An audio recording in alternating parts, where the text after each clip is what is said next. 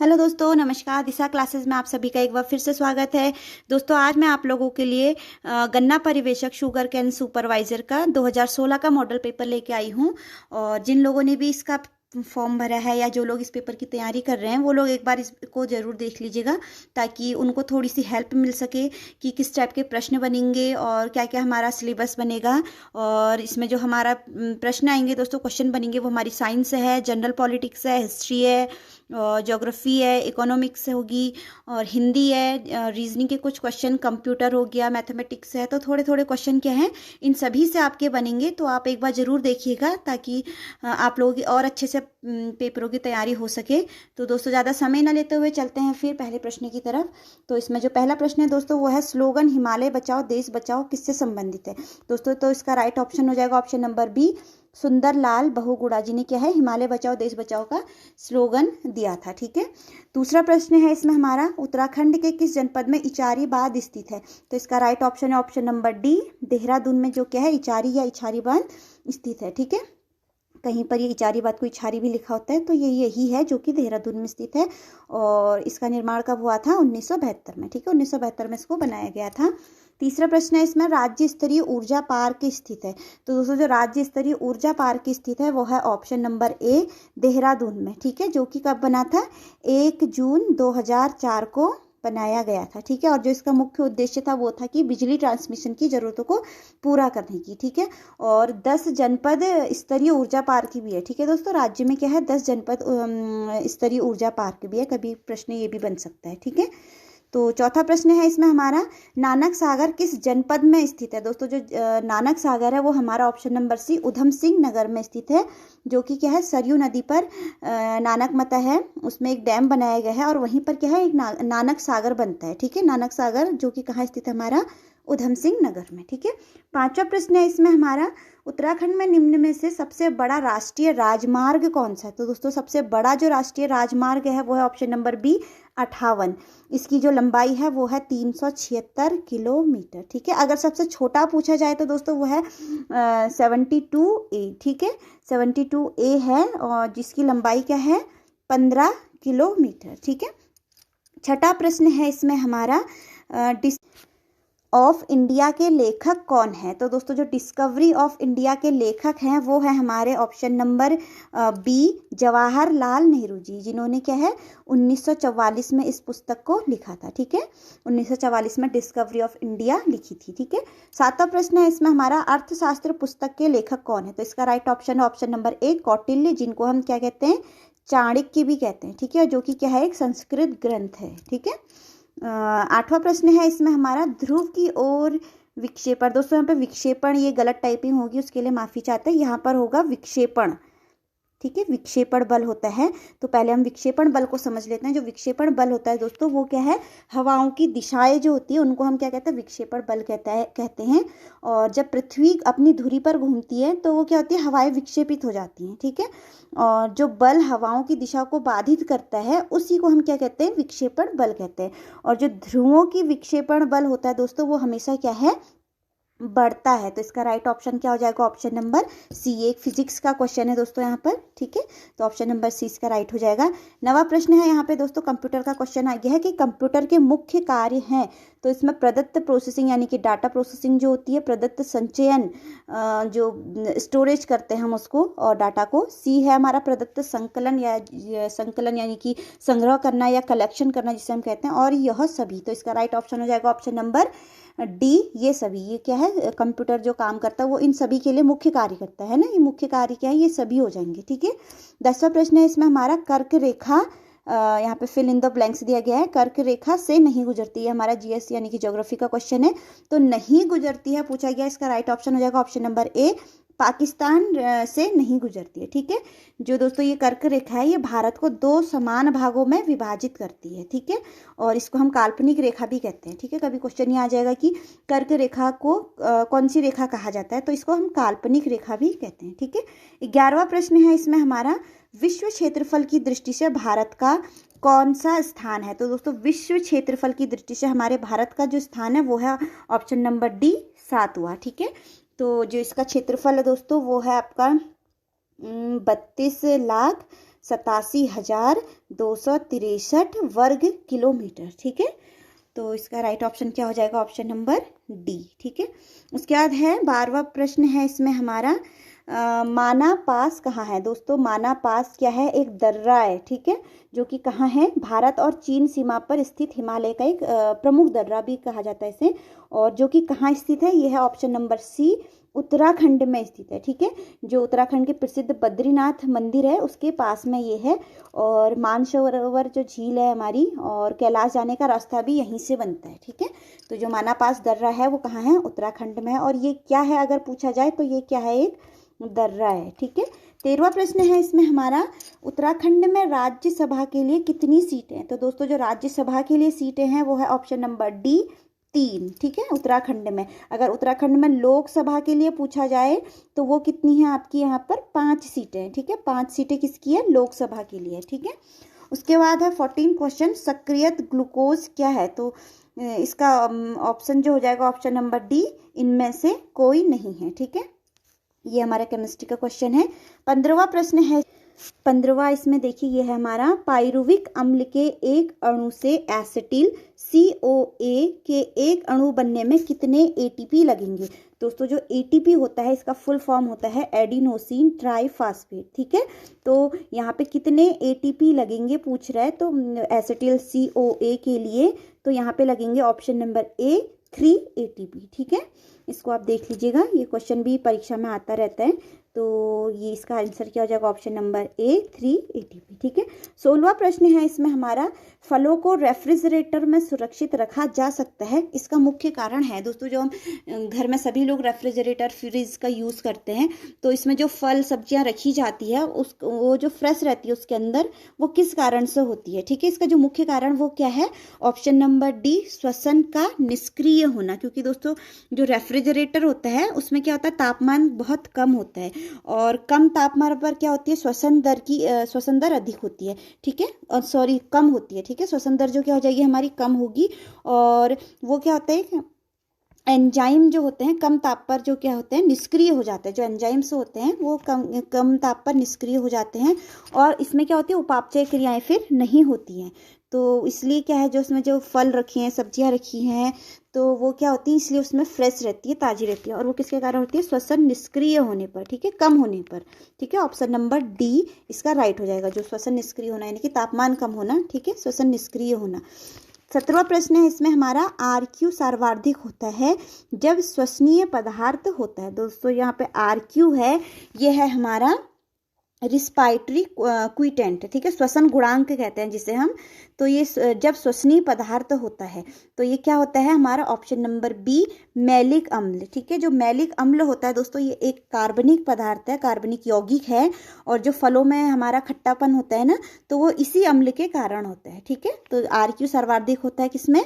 Maleic अम्ल में। ठीक है, 18वां प्रश्न है इसमें हमारा, जब तेज हवा चलती है तो पौधे नीचे झुक जाते हैं तथा पुनः सीधे हो जाते हैं, पौधों की यह प्रत्यास्थता किसके कारण होती है? तो इसका राइट ऑप्शन है ऑप्शन नंबर सी, कोलेन काइमा। दोस्तों जो कोलेन काइमा होती है वो हमारा एक टिश्यू है, और इसके अंदर क्या होता है? जो टिश्यू है इसमें हमारा केलुलोज होता है, और सेल्यूलोज होता है, और पैक्टिक ऐसे वो होता है। तो ये क्या होता है? ये बिना टूट फूट के क्या होता है? आसानी से पेड़ों को झुकने की अनुमति देता है, और उनको क्या करता है? लचीलापन प्रदान करता है। ठीक है, वो किसके कारण झुकते हैं? कोलेन काइमा। ठीक है, जो उनके तना होता है उसमें ये पाया जाता है कोलेन काइमा पेड़ पौधों की, तो वो इनको क्या करता है? झुकने में मदद करता है, लचीलापन प्रदान करता है। ठीक है, तो 19वां प्रश्न देखते हैं। 19वां प्रश्न है हमारा, शांत केंद्र क्षेत्र होता है। तो दोस्तों जो हमारा ये शांत केंद्र क्षेत्र होता है ये क्या होता है? ये कोशिका होती है, और यह क्या होती है? निष्क्रिय होती है, और इन कोशिकाओं में क्या होता है? DNA हो गया आपका, और प्रोटीन हो गया, और संश्लेषण होता है, और वो कम होता है, इसलिए उसे जो पेड़ पौधे होते हैं उसको शांत क्षेत्र कहते हैं। और ये कहाँ होता है? ये होता है ऑप्शन नंबर ए, इसका राइट हो जाएगा, जड़ के अग्रभाग में, यानी कि जो मूल शीर्ष होता है, या कह सकते हैं हम इसको अग्रभाग, वहाँ पर होता है जहाँ पर माइटोटिक माइटोटिक क्रियाशील, माइटोटिक यानी कि आपका ये माइटोसिस विभाजन विषम समसूत्री होता है, क्रियाशील सर्वाधिक कम होती है, वहां पर होता है। ठीक है, शांत केंद्र जो होता है आपका ये कहाँ होता है, जड़ के अग्रभाग में। ठीक है, 20वां प्रश्न है इसमें हमारा, पार्श्व जड़े जो होती है, पार्श्व जड़े, यहाँ पे जड़े हो गए हैं दोस्तों, माफी चाहते हैं, जड़े, पार्श्व जड़े यानी कि लेटरल रूट्स कहते हैं, जो उत्पन्न होती हैं, तो ये कहाँ होती है, पेरिसाइकिल कोशिका से। इसका राइट ऑप्शन क्या हो जाएगा, बी, पेरिसाइकिल कोशिका से। ठीक है, 21वां प्रश्न है इसमें हमारा, निम्न में से संकर शब्दों का चयन करो। दोस्तों यहाँ से हिंदी के प्रश्न आ गए हैं, तो जो संकर शब्द हो गए हैं, मैंने आपको पहले भी बताया था, संकर शब्द वे शब्द होते हैं जो दो भाषाओं से मिलकर बने होते हैं। ठीक है, तो इसका राइट ऑप्शन हो जाएगा ऑप्शन नंबर सी, लाठी चार्ज, क्योंकि ये दो भाषाओं से मिलकर बने अलग अलग। लाठी क्या है आपका, हिंदी हो गया, और जो आपका चार्ज है वो क्या है, इंग्लिश भाषा से लिया गया है। ठीक है, तो संकर शब्द वह होते हैं जो दो अलग अलग भाषाओं से मिलकर बने होते हैं। इसका राइट ऑप्शन हो जाएगा ऑप्शन नंबर सी, लाठी चार्ज। ठीक है, 22वां प्रश्न है इसमें हमारा, यहाँ पे फिल इन द ब्लैंक्स दिया गया है, शब्द वे होते हैं जिनमें लिंग, वचन, कारक, काल, पक्ष के कारण परिवर्तन होता है। तो इसका राइट ऑप्शन है ऑप्शन नंबर ए, विकारी शब्द, क्योंकि दोस्तों ये शब्द क्या होते हैं, इनका रूप परिवर्तन होता रहता है। ठीक है, वो विकारी शब्द कहलाते हैं, जैसे कि मैं का हो जाएगा मुझे हो जाएगा, मेरा हो जाएगा। ठीक है, और लड़की का लड़का बन जाएगा, लिंग में उसका क्या होता है, परिवर्तन हो जाता है ना। वचन एक से बहुवचन हो जाते हैं, जब जैसे कुत्ता है तो कुत्ते का कुत्ते हो जाएगा, है ना, घोड़ा है तो घोड़े हो जाएगा। तो जो संज्ञा, सर्वनाम और विशेषण क्रिया जो भी होती हैं उनमें विकारी शब्द ही होते हैं। ठीक है, 23वां प्रश्न है इसमें हमारा, के पर्यायवाची शब्द है। दोस्तों यहाँ पे आंख के पर्यायवाची शब्द है। ठीक है, आंख का जो पर्यायवाची शब्द होगा, चक्षु, लोचन, और आपका ये दृग, द्रग लिखा हुआ है। ठीक है, ये द्रग और ये सभी, तो जो आंख के पर्यायवाची होते हैं, चक्षु, लोचन, द्रग, ये सभी क्या हैं, आंख के पर्यायवाची। इसका राइट ऑप्शन हो जाएगा ऑप्शन नंबर डी। ठीक है, 24वां प्रश्न है इसमें हमारा, अक्षर का पर्यायवाची शब्द है। दोस्तों जो अक्षर का पर्यायवाची शब्द होता है वो है हमारा अविनाशी। ठीक है, अविनाशी जो क्या है, अक्षर का पर्यायवाची शब्द है। ठीक है, इसको हम वर्ण भी कहते हैं, जिसको अक्षर को। अटकल जो हो गया हमारा अनुमान के लिए बोला जाता है, विभावरी हम रात के लिए बोलते हैं, और अम्बु हमारा आम का पर्यायवाची। ठीक है, तो इसका राइट ऑप्शन क्या है, ऑप्शन नंबर ए, अविनाशी जो है अक्षर का पर्यायवाची शब्द है। ठीक है, 25वां प्रश्न है इसमें हमारा, आविर्भाव का विलोम शब्द है। दोस्तों यहाँ पे विलोम शब्द पूछा गया, आविर्भाव, जिसका अर्थ क्या होता है, प्रकट होना होता है, जिसका अर्थ क्या है, प्रकट होना। तो इसका जो विलोम शब्द हो जाएगा वो हो जाएगा ऑप्शन नंबर ए, तिरोभाव। ठीक है, तिरोभाव क्या हो जाएगा, ऑप्शन नंबर ए इसका राइट हो जाएगा, जिसका मतलब क्या, अदृश्य होना या लुप्त हो जाना, गायब हो जाना। ठीक है, इसके तिरोभाव का अर्थ ये होगा, इसका ये विलोम शब्द हो जाएगा आविर्भाव का। ठीक है, 26वां प्रश्न है इसमें, प्र उपसर्ग का उदाहरण है। तो दोस्तों जो प्र उपसर्ग का उदाहरण है, उपसर्ग मैंने पहले भी बताया, काफी बार क्वेश्चनों में आ चुका है, जो उपसर्ग होते हैं इनसे क्वेश्चन बनते ही बनते हैं दोस्तों। उपसर्ग हो गए, प्रत्यय हो गए, और विलोम शब्द हो गए, पर्यायवाची, ये सभी से क्वेश्चन आएंगे ही आएंगे, एक एक दो क्वेश्चन बनते ही बनते हैं। ठीक है, तो उपसर्ग जो होता है वो हमेशा जो शब्द होते हैं उनके प्रथम यानी कि पहले में लगे होते हैं, और जो प्रत्यय होते हैं वो बाद में लगे होते हैं। तो इसका उपसर्ग जो प्र है वो हमारा ऑप्शन नंबर बी क्या हो जाएगा, राइट हो जाएगा, प्रहार, क्योंकि प्र कहाँ लगा है, शब्द के पहले में। ठीक है, ये सारे हमारे गलत हैं। ठीक है, 27वां प्रश्न है इसमें हमारा, देनदार और लेनदार शब्दों में प्रत्यय का चयन कीजिए। देखिए ऊपर उपसर्ग आया था, यहाँ पे प्रत्यय आ गया। प्रत्यय वो होते हैं जो कि शब्द के अंत में लगे होते हैं। ठीक है, तो दो देनदार और लेनदार में अंत में क्या लगे हैं, दार, है ना, तो देन इसका होगा नहीं, लेन इसका होगा नहीं, नदा का भी नहीं होगा। तो ये किसका राइट आंसर हो जाएगा, इसका राइट आंसर हो जाएगा सी, दार। ठीक है, लेनदार और देनदार। ठीक है, इसका प्रत्यय हो गया ये, क्योंकि ये अंत में लगे हैं शब्द के। ठीक है, 28वां प्रश्न है इसमें हमारा, अलंकार को कितने वर्गों में बांटा गया है। तो दोस्तों इसका राइट आंसर है ऑप्शन नंबर बी, 2। ठीक है, जो हमारे अलंकार होते हैं वो 2 वर्गों में बांटे गए हैं, शब्दालंकार और अर्थालंकार। ठीक है, शब्दालंकार और अर्थालंकार। आगे इस क्वेश्चन इसके भी बनेंगे, तो तब हम आपको बताएंगे शब्दालंकार और अर्थालंकार क्या होते हैं। ठीक है, 29वां प्रश्न है इसमें हमारा, सही युग्म का चयन कीजिए, ठीक है, सही युग्म बताना है हमने इसमें। तो इसमें पहले में दिया गया है ए में, वह अच्छा लड़का है, ठीक है। दूसरा है इस साल कम उपज हुई, गुणवाचक विशेषण। तीसरा है सी, उनको आने में अभी 7 दिन शेष है, उपरोक्त में से कोई नहीं। डी में दिया गया है, तो इसका राइट आंसर हो जाएगा ऑप्शन नंबर ए, वह अच्छा लड़का है। क्योंकि क्या है इसमें, वह अच्छा लड़का है, तो इसमें गुणवाचक विशेषण है, क्योंकि इसमें किसी के गुणों की चर्चा की जा रही है, गुण को बताया जा रहा है। तो इसमें जो गुण होगा वो क्या है, अच्छा है ना, उसके गुण को बताया जा रहा है। तो इसका राइट ऑप्शन हो जाएगा ऑप्शन नंबर ए, ठीक है। तीसरा प्रश्न है इसमें हमारा, निम्न में संकेतवाचक को चुनिए, ठीक है, जो संकेतवाचक होते हैं। तो इसका राइट ऑप्शन क्या हो जाएगा, ऑप्शन नंबर बी, यदि वर्षा होती तो फसल होती, ठीक है। इसमें क्या संकेतवाचक है दोस्तों, इसमें इस जो कि ये वाक्य क्या होता है, एक क्रिया दूसरी क्रिया पर क्या पूरी तरह निर्भर हो जाती है। जैसे कि इसमें वर्षा किस पर निर्भर है, फसल पर, है ना। तो इसका राइट आंसर क्या हो जाएगा, ऑप्शन नंबर बी, ठीक है। 31वां प्रश्न है इसमें हमारा, अग्रिम का विलोम शब्द होगा, ठीक है। तो अग्रिम का जो विलोम शब्द होगा वो हो जाएगा हमारा ऑप्शन नंबर सी, अंतिम, ठीक है। अग्रिम का विलोम शब्द क्या हो जाएगा हमारा, अंतिम। अग्रिम मीन्स क्या होता है, पहले, ठीक है, अग्रिम मीन्स होता है पहले। तो इसका जो राइट आंसर हो जाएगा ऑप्शन नंबर सी, अंतिम, ठीक है। उसके बाद है 32वां प्रश्न, नींव का पत्थर होना मुहावरे का क्या अर्थ है। तो इसमें मुहावरे भी आए हैं दोस्तों। तो नींव का पत्थर होने का मुहावरे का जो अर्थ होगा वो हो जाएगा मुख्य सहायक होना, ठीक है। ऑप्शन नंबर सी इसका राइट हो जाएगा, ठीक है।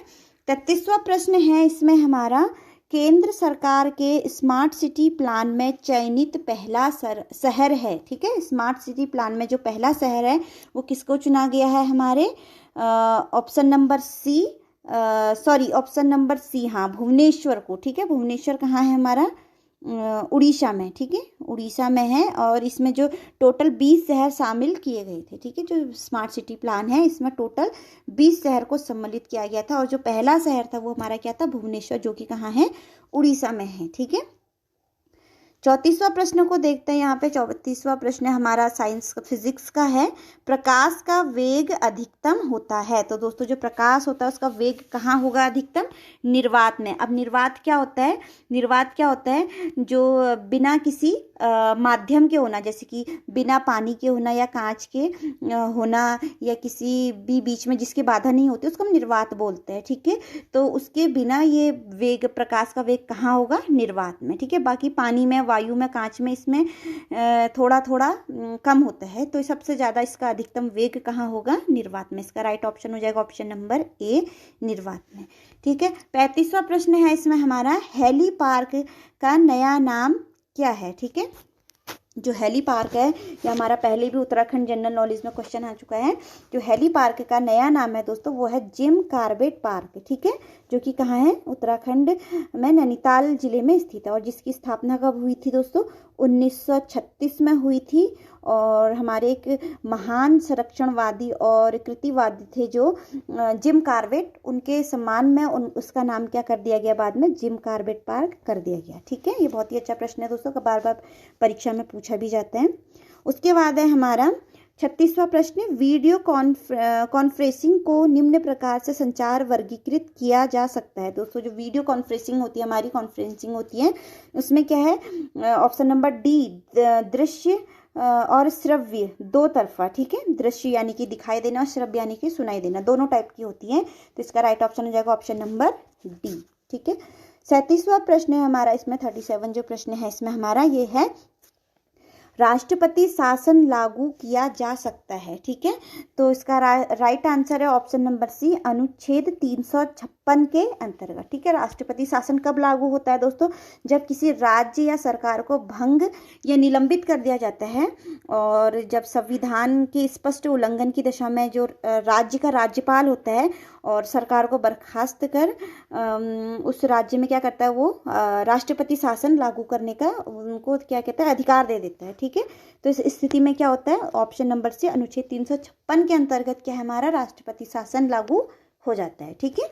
38वां प्रश्न है इसमें हमारा, राज्यसभा में कितने सदस्य मनोनीत किए गए हैं? तो दोस्तों जो राज्यसभा में हमारे सदस्य मनोनीत किए गए हैं वो 12 हैं। ठीक है, इसका राइट ऑप्शन हो जाएगा ऑप्शन नंबर ए। ठीक है, और जो ये 12 सदस्य हैं दोस्तों, ये वो सदस्य होते हैं जो कि राष्ट्रपति द्वारा मनोनीत किए जाते हैं। ठीक है, और क्या है, और ये टोटल मिलकर जो राज्यसभा में जो टोटल मिलकर राज्यसभा के सदस्य होते हैं उनकी संख्या कितनी होती है? 250 होती है। ठीक है, और 12 इनमें से क्या है, राष्ट्रपति इनको मनोनीत कर लेते हैं। ठीक है, 39वां प्रश्न है इसमें हमारा, सर्वोच्च न्यायालय के मुख्य न्यायाधीश की नियुक्ति की जाती, तो नियुक्ति की जाती है दोस्तों, मुख्य न्यायाधीश की जो नियुक्ति की जाती है वो किसके द्वारा की जाती है? हमारे राष्ट्रपति के द्वारा। ठीक है, ऑप्शन नंबर सी इसका राइट हो जाएगा। और इसमें जो राष्ट्रपति होता है वो क्या करता है, मुख्य न्यायाधीश की नियुक्ति और अन्य न्यायाधीशों, वो उच्च न्यायालयों के न्यायाधीश जो होते हैं उनकी सलाह के बाद क्या करता है, मुख्य न्यायाधीश की नियुक्ति करता है। ठीक है, तो इसका राइट ऑप्शन हो जाएगा ऑप्शन नंबर सी। ठीक है, 40 प्रश्न है इसमें हमारा, राज्य के राज्यपाल की नियुक्ति करते हैं। तो दोस्तों जो राज्यपाल की नियुक्ति करता है वो भी क्या करता है हमारा, ऑप्शन नंबर डी, राष्ट्रपति ही करता है। ठीक है, जो कि क्या है, संविधान के अनुच्छेद 155 के अनुसार की जाती है। ठीक है, 155 के अनुसार क्या होती है, राज्यपाल की नियुक्ति होती है। ठीक है, 40वां प्रश्न है इसमें हमारा, ये चमगादड़ के द्वारा परागण को कहते हैं। दोस्तों जो परागण होता है ये क्या होता है, पहले हम परागण को समझ लेते हैं। ये साइंस का क्वेश्चन है। परागण को वो होता है जब पराग कणों को पराग कोश से वर्तिकाग्र में स्थानांतरित करने की प्रक्रिया को हम क्या कहते हैं, परागण कहते हैं। ठीक है, और वो चमगादड़ के द्वारा जो परागण होता है उसको हम कहते हैं ऑप्शन नंबर ए, क्रिप्टोरोफिल। ठीक है, क्रिप्टोरोफिल हम इसको बोलते हैं। और जो ये चमगादड़ होता है दोस्तों, ये आकाश में उड़ने वाला एक स्तनधारी प्राणी होता है। ठीक है, तो 42वां प्रश्न को देखते हैं अब हम। 42वां प्रश्न भी हमारा साइंस का है। तो 42वां प्रश्न है इसमें हमारा, लैंगिक प्रजनन के कारण होता है। तो दोस्तों जो लैंगिक प्रजनन के कारण होता है वो होता है हमारा रिकॉम्बिनेशन, यानी कि पुनर्संयोजन। ठीक है, ऑप्शन नंबर 20 का राइट हो जाएगा। ठीक है, उसके बाद है हमारा 43वां प्रश्न, अगुणितों को प्राप्त कर सकते हैं। ठीक है, तो ये किसके द्वारा प्राप्त कर सकते हैं, ये हम कर सकते हैं पराग कणों से। ठीक है, ऑप्शन नंबर ए इसका राइट हो जाएगा। और दोस्तों ये जो अगुणित होते हैं ये क्या है, पादप प्रजनन की एक प्रक्रिया होती है। और जब इसमें क्या होता है, जो पराग कण होते हैं इनका संवर्धन किया जाता है, और ये सबसे अच्छी विधि मानी जाती है वैसे जो हमारे पादप प्रजनन की। ठीक है, और इस विधि के द्वारा जो हमारे अगुणित पादप होते हैं वो उत्पन्न किए जाते हैं। ठीक है, 44वां प्रश्न है इसमें हमारा, बीजों के अंकुरण के दौरान। दोस्तों जो बीजों के अंकुरण के दौरान क्या होता है, स्टार्च संश्लेषण होता है, वसा संश्लेषण होता है, या प्रकाश अवशोषित होता है। ये तीनों क्या है हमारे गलत ऑप्शन है। इसका जो राइट ऑप्शन हो जाएगा ऑप्शन नंबर ए, ऊष्मा निकलती है। ठीक है, जो बीज अंकुरण किसे कहते हैं, बीज का पौधे में बदल जाना, हम उसको क्या कहते हैं, अंकुरण करना, जर्मिनेशन कहते हैं, जर्मिनेट करना कहते हैं ना। तो बीजों का जब अंकुरण होता है तो उस टाइम पे क्या निकलती है, हमारी ऊष्मा निकलती है। ठीक है दोस्तों, हमारा यहाँ पर 45वां प्रश्न है, निम्न में से कौन सा एक प्राकृतिक रूप से पादप हार्मोन नहीं है। दोस्तों पादप हार्मोन वह होते हैं जिन्हें हम फाइटो हार्मोन भी कहते हैं, और जो एक टाइप का क्या होता है, एक रसायन होते हैं, और पौधों का जो विकास होता है इनके सहायक के बिना नहीं हो पाता है। ठीक है, तो इसका जो right answer option number D, 2,4-D, जो कि एक पादप हार्मोन नहीं है। बाकी GA2, IIA और जिब्रेलिन क्या है, पादप हार्मोन्स हैं। ठीक है, 46वां प्रश्न है इसमें हमारा, पार्थिनोकार्पी किसके द्वारा प्रेरित होती है। दोस्तों जो पार्थिनोकार्पी कहते हैं, जब फल जो क्या होता है, फल बिना निषेचन के ही बन जाते हैं, तो इसको हम हिंदी में अनिषेक फलन या इंग्लिश में पार्थिनोकार्पी कहते हैं। और जो इसका राइट आंसर है वो है ऑप्शन नंबर बी, ऑक्सीन। ठीक है, ये गलत टाइपिंग होगी दोस्तों, यहाँ पे ऑक्सीन आ जाएगा। ठीक है, ऑक्सीन के कारण क्या होता है, पार्थिनोकार्पी प्रेरित होती है। ठीक है, अगर इसमें क्वेश्चन ये पूछा जाए कि पार्थिनोकार्पी के कौन कौन से फल होते हैं, ठीक है, जो मतलब बिना निषेचन के बन जाते हैं, तो इसमें जो फल होता है जो दोस्तों जो पार्थिनोकार्पी कहलाता है वो हो गया हमारा केला, हो गया ककड़ी, हो गई अंगूर है, तरबूज, ये क्या है, बिना ही निषेचन के बन जाते हैं। ठीक है, ये क्वेश्चन भी आ सकता है।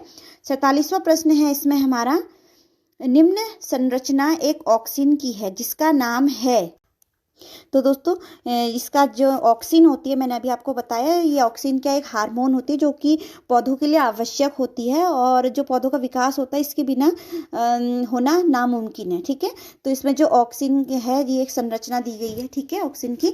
तो इसका जो राइट आंसर हो जाएगा ऑप्शन नंबर सी, IAA, जिसका फुल फॉर्म हो जाएगा इंडोल 3 एसिटिक एसिड। ठीक है, एसिटिक एसिड। ठीक है, तो कभी ये संरचना देकर भी पूछ सकता है कि ये किसकी संरचना है, तो दोस्तों ये जो हमारी है ऑक्सिन की संरचना होगी। ठीक है, 48 प्रश्न है हमारा यहाँ पर। निम्न में से कौन सा पेस्टिसाइड लाइफोफिलिक प्रकृति का है? दोस्तों जो पेस्टिसाइड लाइफोफिलिक है ये हमारे इन्वायरमेंटल केमिकल होता है जो कि कीटनाशक उनको मारने के लिए यूज किया जाता है। तो 2,4-D, DDT, BHC और या फिर ये सभी। तो इसका राइट आंसर क्या हो जाएगा? ये सभी जो हमारे क्या है, इन्वायरमेंटल केमिकल है जो कीटनाशकों को मारने के लिए यूज किया जाता है। ठीक है, 49वां प्रश्न है हमारा यहाँ पर। BHC पहली बार 1825 में किसके द्वारा संश्लेषित किया गया था? तो इसका राइट आंसर क्या हो जाएगा? Option number B, Michael Faraday के द्वारा क्या है ये संश्लेषित किया गया था। ठीक है, संश्लेषित किया गया था। लास्ट और आखिरी प्रश्न है दोस्तों इसमें हमारा 50वां। यूरिया में नाइट्रोजन की मात्रा का प्रतिशत होता है। दोस्तों नाइट्रोजन की प्रतिशत बतानी, जो यूरिया होती है तो इसमें कितनी प्रतिशत का होता है? लगभग हमारा 46%। ठीक है, तो इसका राइट आंसर क्या हो जाएगा? Option number B, right. ठीक है, तो दोस्तों आज की जो मॉडल पेपर था इसमें टोटल 100 प्रश्न हैं। 50 प्रश्न मैं इस वीडियो में आपके लिए लेके आई हूँ, और नेक्स्ट जो 50 क्वेश्चंस हैं वो आपके लिए नेक्स्ट वीडियो में लेके आऊँगी। और जो लोग भी इस पेपर की तैयारी कर रहे हैं वो एक बार देख लीजिएगा ज़रूर इनको, ताकि आपको थोड़ी हेल्प मिल सके। और दोस्तों जो इसका सिलेबस है वो भी आप एक बार चेक कर लीजिएगा। 100 जो क्वेश्चन आएंगे आपके 100 नंबरों का पेपर होगा, और सभी जो सिलेबस आपका इसी में है, और आप अच्छे से तैयारी कीजिए। और नए अपडेट के लिए, नई वीडियो के लिए हमारे चैनल को लाइक, शेयर एंड सब्सक्राइब कीजिए। Thank you for watching friends.